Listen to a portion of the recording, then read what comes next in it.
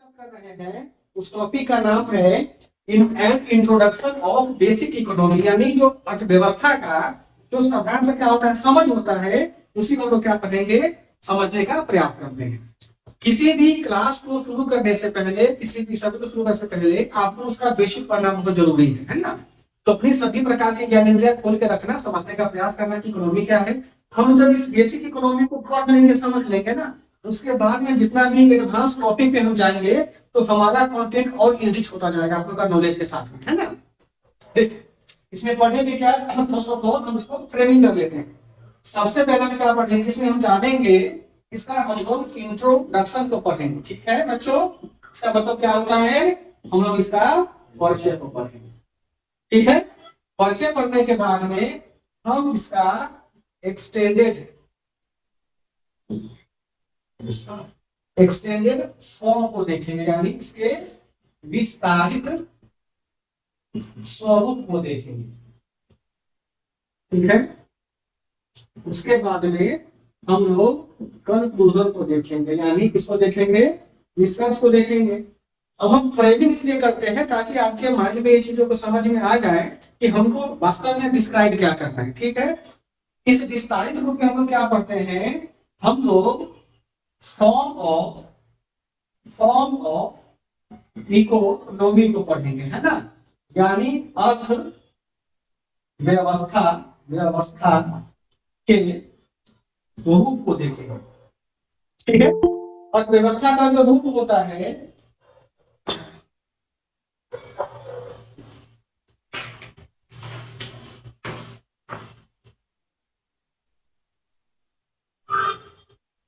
अर्थव्यवस्था का जो रूप होता है, इसमें हम पढ़ेंगे क्या, देखो ध्यान से, इसमें हम पढ़ेंगे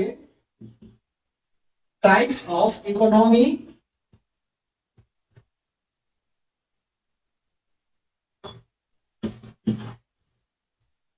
टाइप्स ऑफ इकोनॉमिकल सिस्टम, यानी आर्थिक प्रणाली के प्रकार, ठीक है। अब देखो टाइप्स ऑफ इकोनॉमी जो होता है, इसमें इसके तीन फॉर्म को पढ़ेंगे, ठीक है दास। प्राइमरी, सेकेंडरी, टर्शियरी, प्राथमिक। अब इकोनॉमी का पूर्जा खोल देते हैं, इसी समझ में आ जाएगा सबको, ठीक है। ये तुम एक हाथ भी डालो, सोचिए ऐसे रखो, तरीका ये होता है कि एक हाथ यहाँ रखेंगे हम बेंच पे और एक हाथ क्या करेंगे, कॉपी पे चलाएंगे। जेब में रखी हुई उसे एक हाथ से चला रही हो, this is not a good manner of writing, right.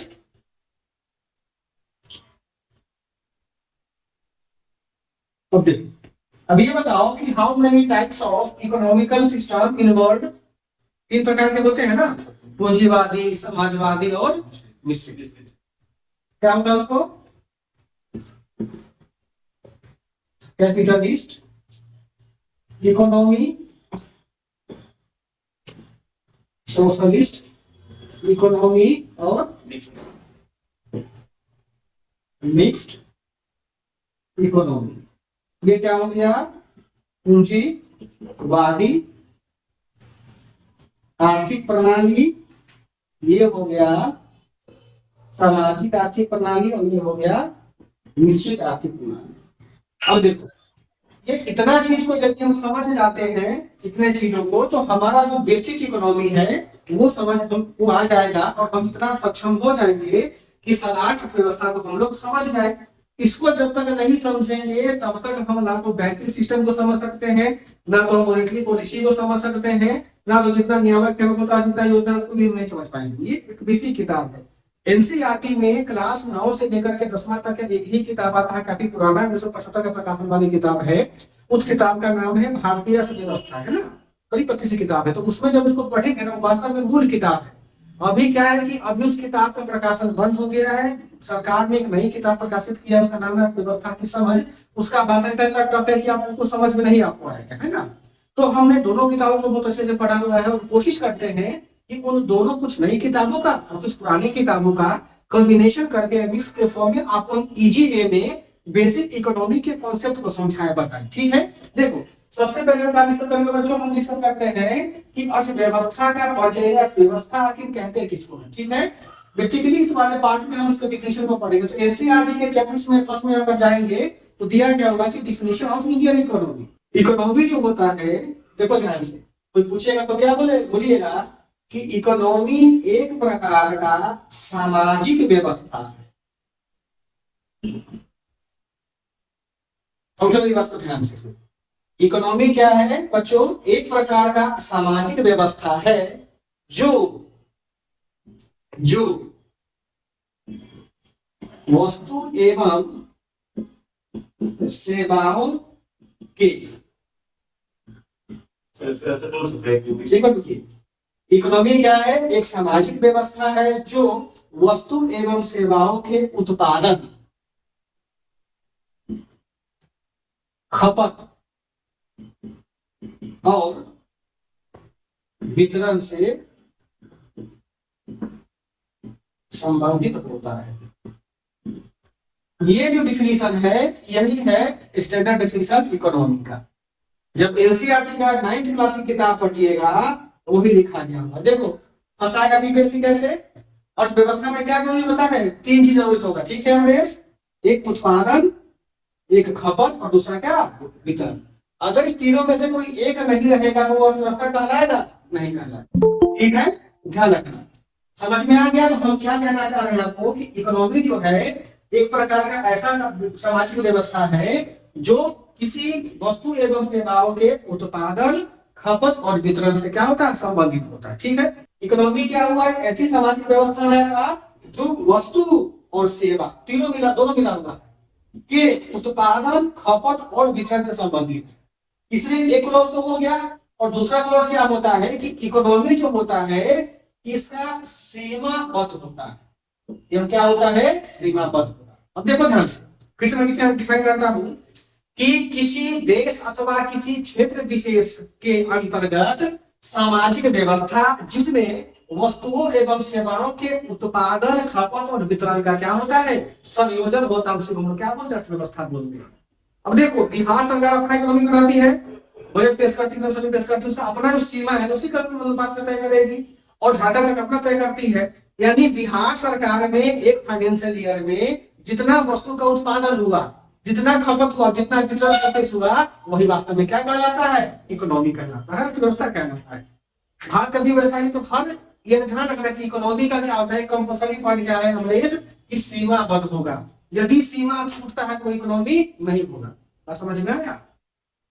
अच्छा, आपका एक प्रश्न है, जैसे हमारे विद्यार्थी हैं उनका कहना है कि क्या सर घर में जो हम प्रबंधन करते हैं सामान का, जैसे नमक कहाँ डालना है, डालडा कहाँ डालना है, गैस सिलेंडर कहाँ डालना है, क्या ये इकोनॉमी होगा? नहीं, बल्कि ये गृह प्रबंधन के समय में आता है। किचन में आप उत्पादन करते हैं? नहीं करते हैं, तो ये कभी इकोनॉमी नहीं। ये होम साइंस में पढ़ना रहता है, इसके लिए होम साइंस में पढ़ना रहता है। आपका वस्तु का उत्पादन होना चाहिए। अब देखिए एग्जाम्पल हम बताते हैं, जैसे प्रेमचंद का उदाहरण पढ़े हैं आप लोग, पढ़े है ना?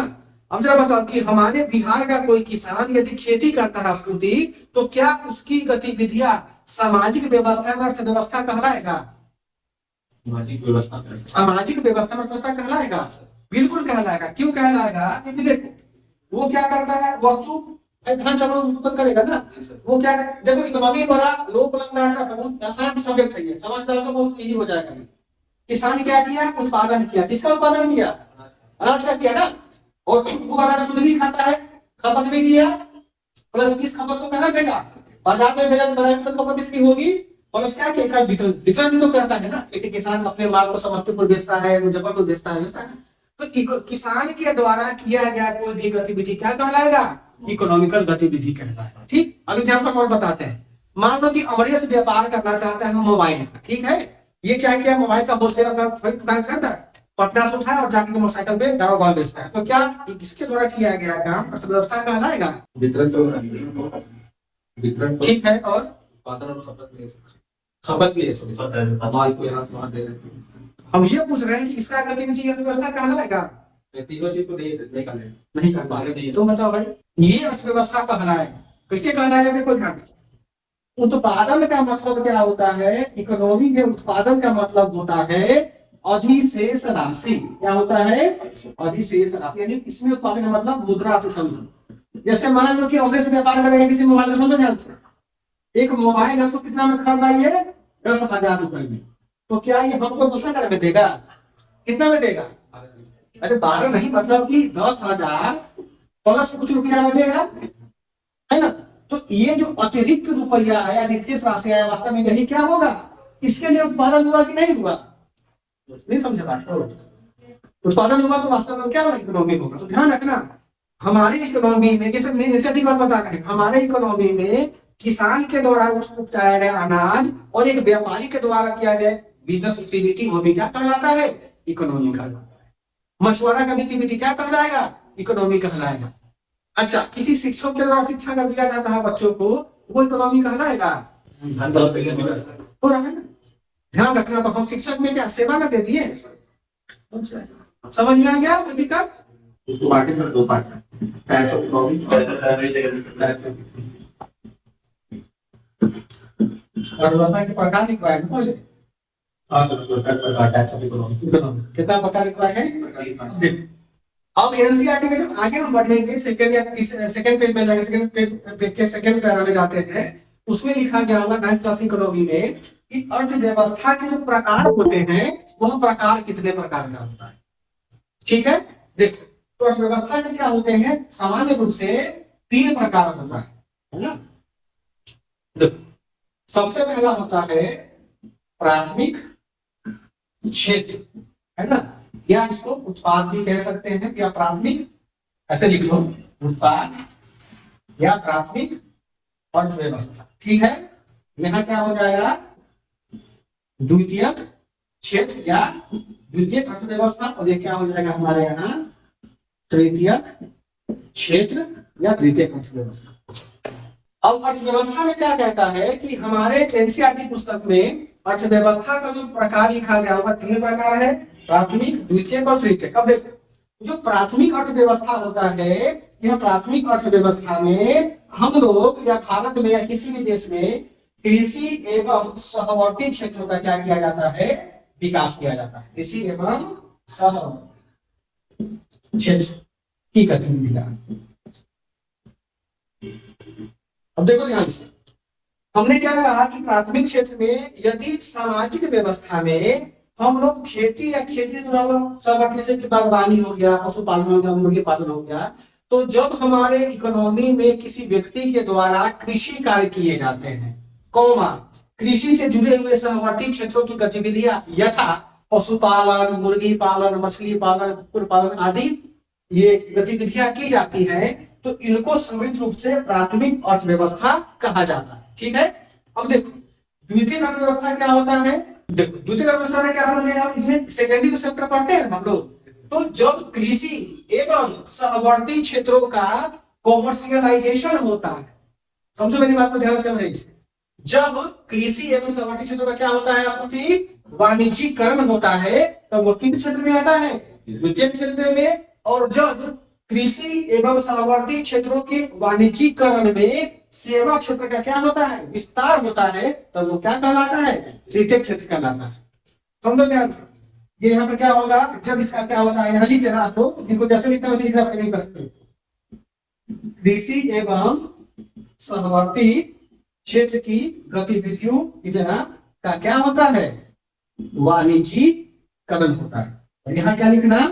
कृषि एवं सहवर्ती क्षेत्रों के वाणिज्यीकरण, ऐसे लिखो, कृषि एवं क्या है?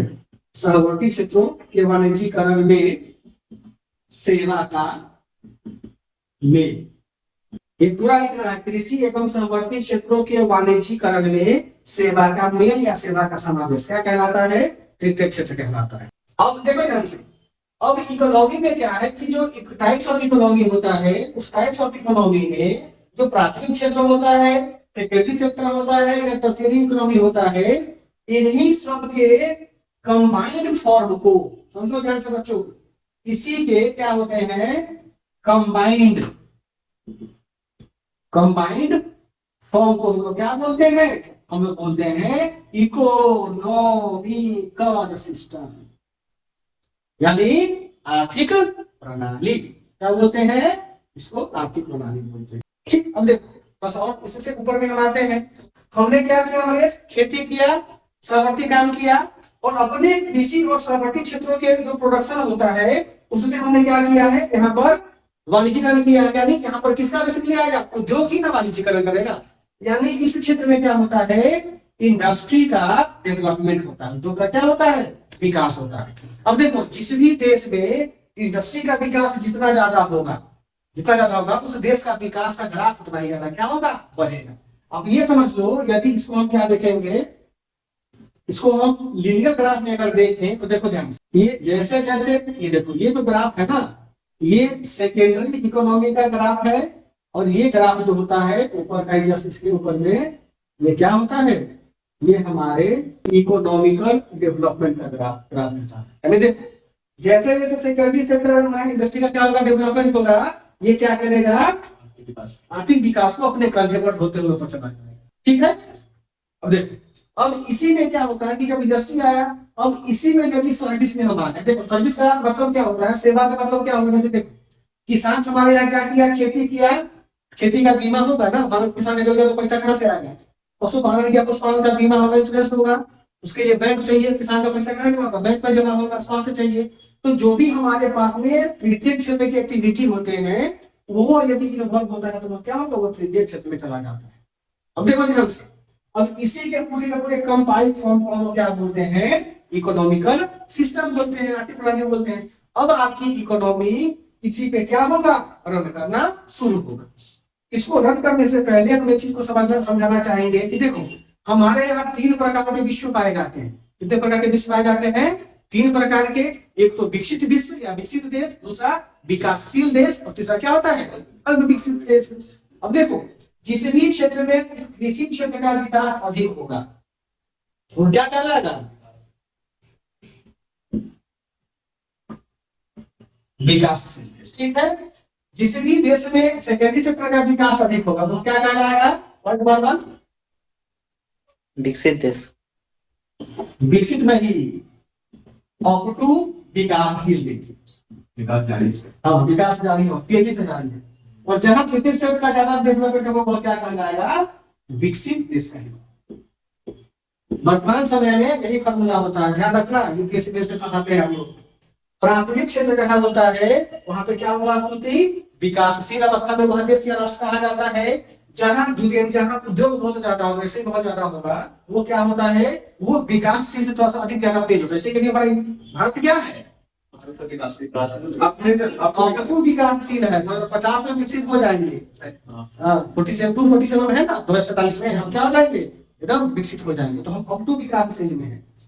और ये जहां पर तृतीय क्षेत्र वहां पर क्या होता है, वो विकसित है, जैसे अमेरिका वगैरह। ठीक है, अब देखो इस आधार पर तो भारत विकसित देश की श्रेणी में आना चाहिए, क्योंकि भारत तृतीय क्षेत्र का योगदान भारत में ज्यादा है।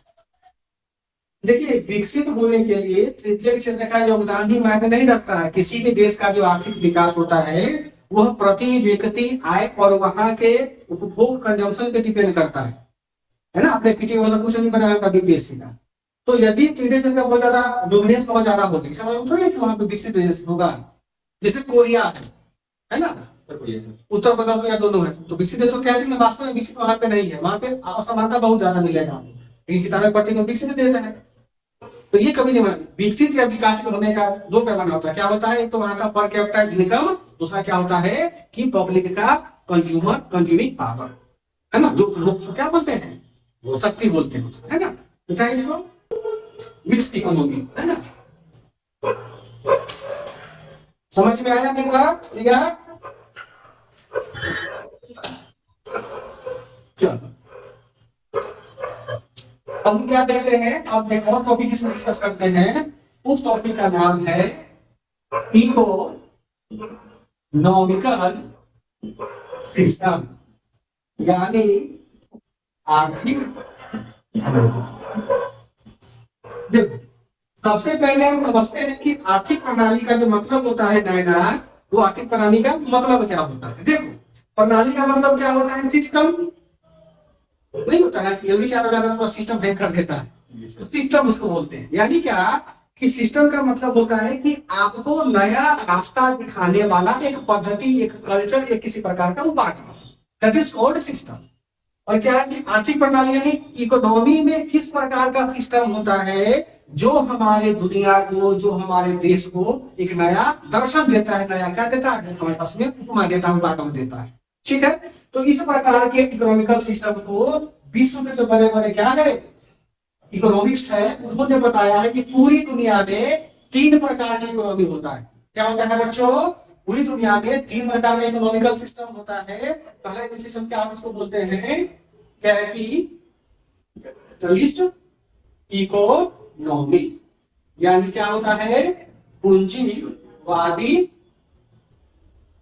आर्थिक व्यवस्था नहीं प्रणाली। व्यवस्था प्रणाली में अंतर होता है ना। व्यवस्था मतलब कि हम तुम हमारे यहाँ आई तो तुम्हारे खाने पीने का व्यवस्था हमने किया।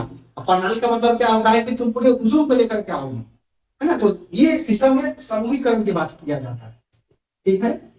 सेकंड में क्या होता है? कैपिटल के बारे में कहा जाता है सोशलिस्ट इकोनॉमिकल सिस्टम, यानी समाजवादी आर्थिक प्रणाली। फिर क्या होता है? मिक्स्ड इकोनॉमिकल सिस्टम, यानी मिश्रित आर्थिक प्रणाली। चलो देखो, हमने कहा कि हमारे पूरे के पूरे देश विश्व में 3 प्रकार का सिस्टम है। वो क्या है? कैपिटलिस्ट होगा या सोशलिस्ट होगा या क्या होगा? मिक्स्ड होगा।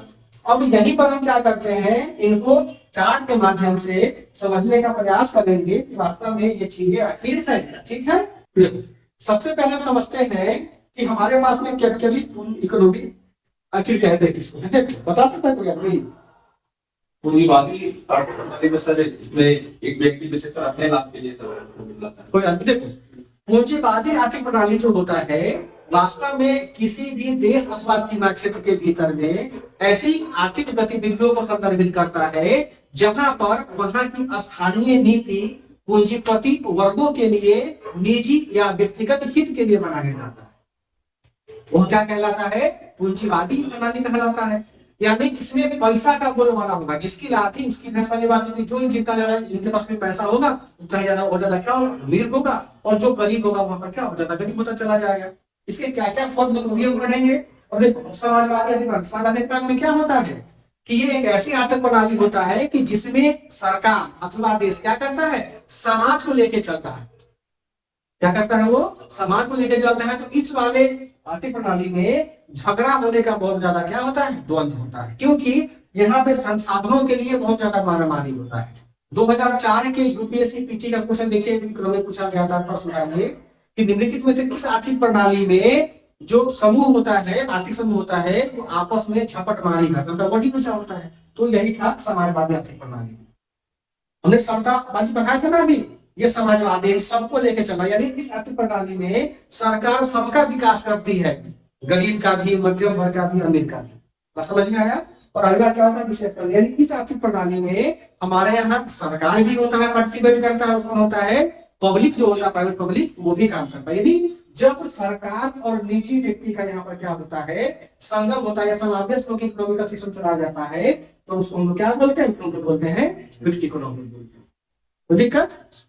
चलो अब इसको थोड़ा डिटेल में समझने का प्रयास करते हैं। पूंजीवादी प्रणाली में देखो, पूंजीवादी आर्थिक प्रणाली में जो सबसे महत्वपूर्ण पहला पॉइंट आता है वो क्या होता है कि इसमें फ्री ट्रेड सिस्टम होता है।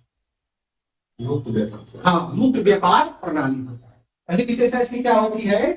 इसमें होता है फ्री ट्रेड सिस्टम होता है, यानी यह एक प्रकार का मुक्त व्यापार क्या होता है? प्रणाली होता है।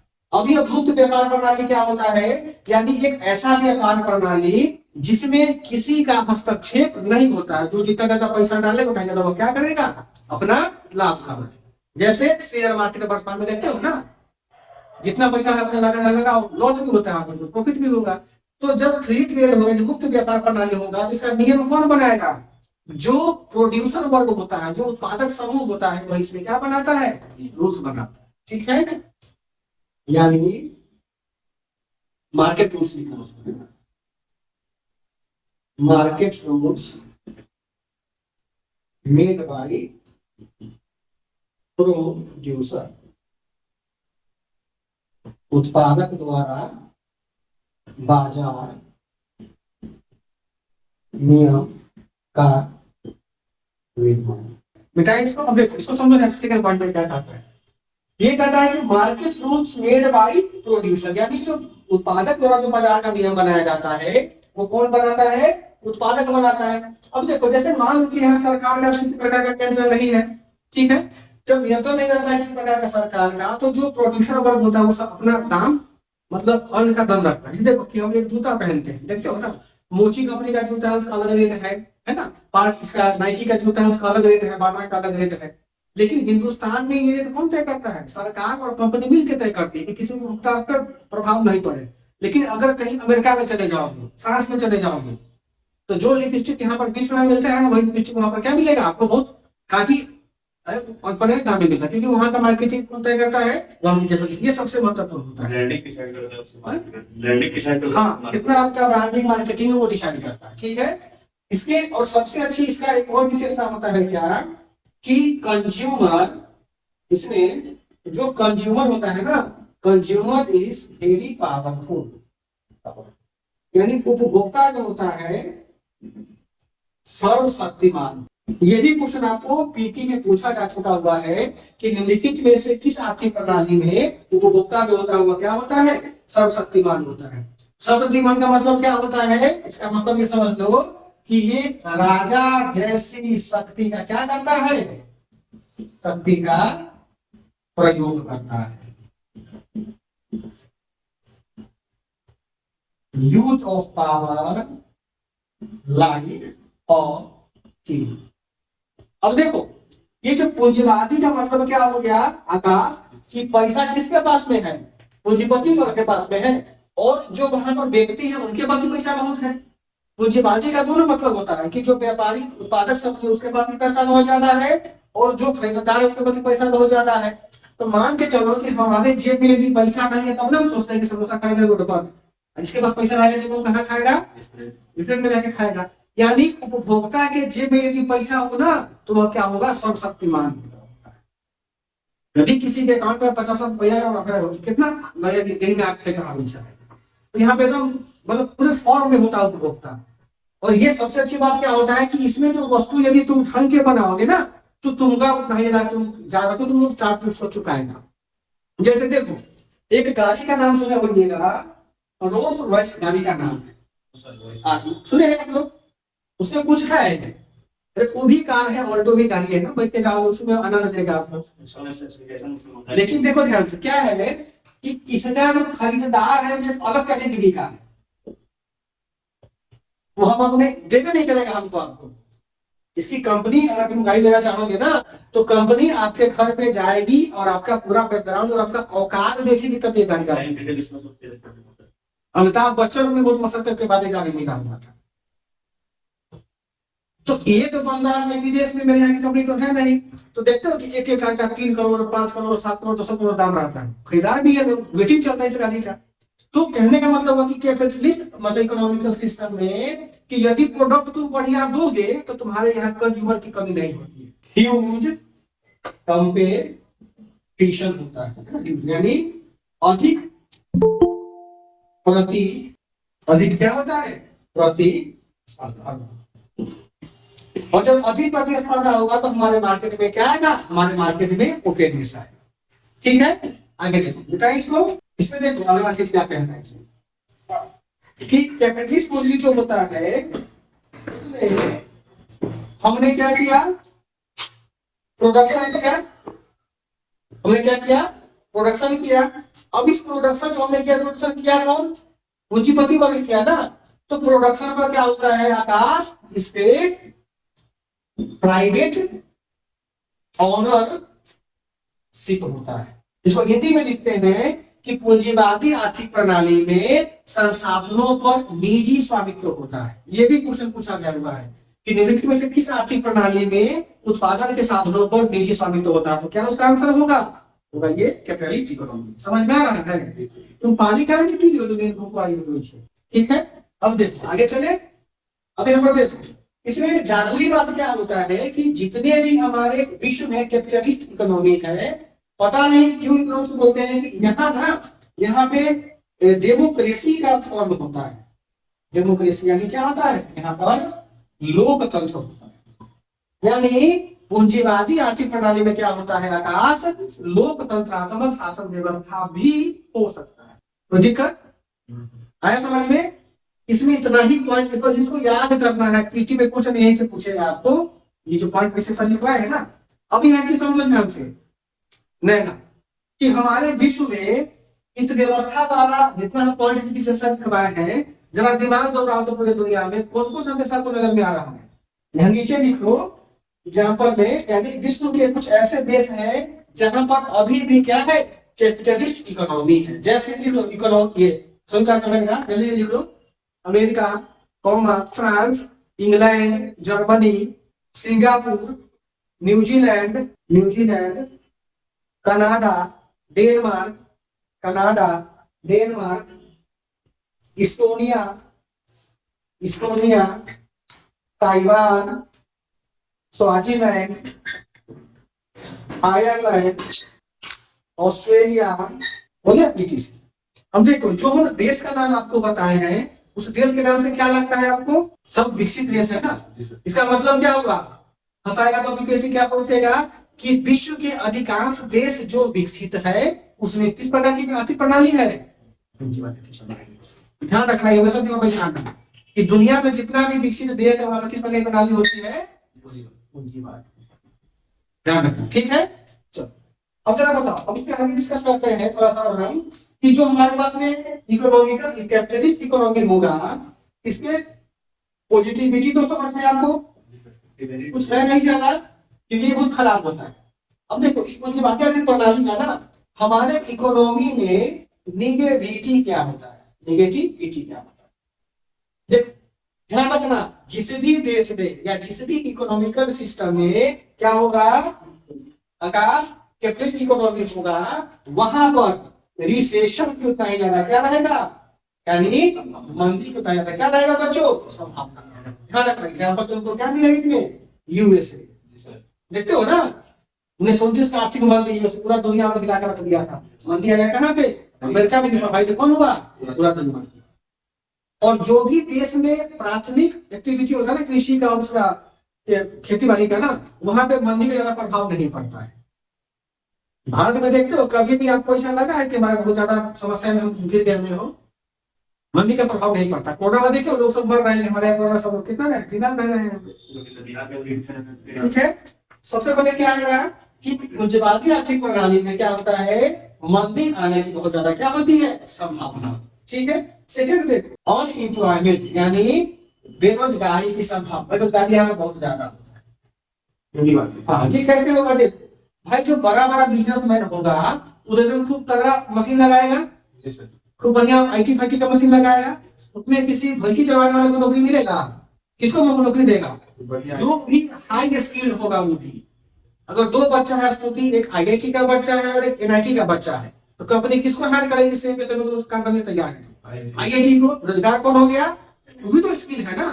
तो इस प्रकार की बेरोजगारी में स्किल और नॉन स्किल दोनों प्रकार के वर्कर क्या होते हैं, अनएम्प्लॉयड रहेगा। क्योंकि देखो वहां पढ़ा लिखा लोग तो ट्रक को चलाएगा नहीं, भैंस को चलाएगा नहीं। इसे देखते हो कि इंडियन लोग यहाँ पर जो ट्रक ड्राइवर होता है इंडिया का, कितना कमाता है महीना में, 50 लाख महीना कमाता है। लेकिन यही लोग हम कहा चल जाए कनाडा में चलाने के ट्रक, तो उनको कितना सैलरी मिलता है, 3 लाख 4 लाख का महीना कमाते हैं इंडियन करेंसी से। हम लोग यहाँ नौकरी नहीं चला सकते, लेकिन अरब में जाते हैं क्या करते हैं लोग, नौकरी चलाते हैं, वहां आराम से 1.5 लाख महीना कमा इंडियन करेंसी का। क्योंकि सिर्फ लोग तो नौकरी चलाना जाएगा नहीं, वो नई सफारी करेगा, रात में थार से बैठा वहां फायदा नहीं है, फसलों चलाता है वहां पे।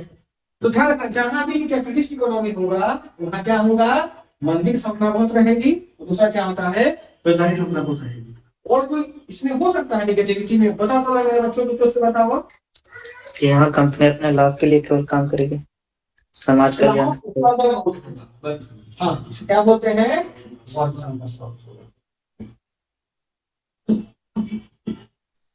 अब देखोगे कि जितने भी विकसित देश हैं वहां पर क्या होता है, वर्ग के बहुत संरचना। वर्ग मतलब क्या, अमीर वर्ग और गरीब वर्ग। विदेश में थोड़े जाति पाति है, जाति पाति कहाँ है, इंडिया में। पटना में अलग प्रकार का जाति है, हाजीपुर में जाकर तो बोलेगा ना हम अलग ब्राह्मण है, तुम ब्राह्मण हाजी मिश्रा से शादी नहीं करेगा, मिश्रा तिवारी से ब्याह नहीं करता है ना, मलगे सिस्टम चलता है हिंदुस्तान में। यहाँ वहाँ दो ही वर्ग है विदेश में, एक वर्ग कौन सा है, अमीर का है, और एक वर्ग कौन सा है, गरीब का है। और वहाँ दो ही जाति है, कौन सी जाति है, एक स्त्री का है, दूसरा पुरुष का है, तीसरा कोई जाति वहां पर नहीं माना जाता। तो हम लोग किसमें चले आ रहे हैं, हम लोग जो पढ़ेंगे सब चीजों में बहुत हम लोग डाउन है। हम लोग सोचने का तरीका उतना नहीं डेवलप कर पाए जितना कि कहाँ गया ये लोग डेवलप कर पाए। ठीक है, बताओ। अच्छा, क्लास स्ट्रगल होगा। और एक सबसे लास्ट एग्जाम्पल बताओ जो एक कैपिटलिस्ट इकोनॉमी बहुत ज्यादा होता है, वो होता है क्या, डिफरेंसेस बिटवीन इनकम, आय की होता है ना सुनती। हाँ, फ्लक्चुएशन नहीं बोलेंगे, पोस्ट थोड़े क्यों कम करेगा, वो डिफरेंस होता है। खतरनाक नहीं है शेयर मार्केट से बोला था ये, शेयर मार्केट की बात नहीं होता है ना, शेयर मार्केट में फ्लक्चुएशन यूज किया जाएगा नहीं, डिफरेंस बिटवीन इनकम यानी आय में असमानता। बस अब इतने पॉइंट को याद रखना, कोई भी क्वेश्चन पूछेगा बीपीएससी पीटी में कैपिटलिस्ट पोजीशन तो बना लोगे ना, तो दिक्कत आगे बढ़े।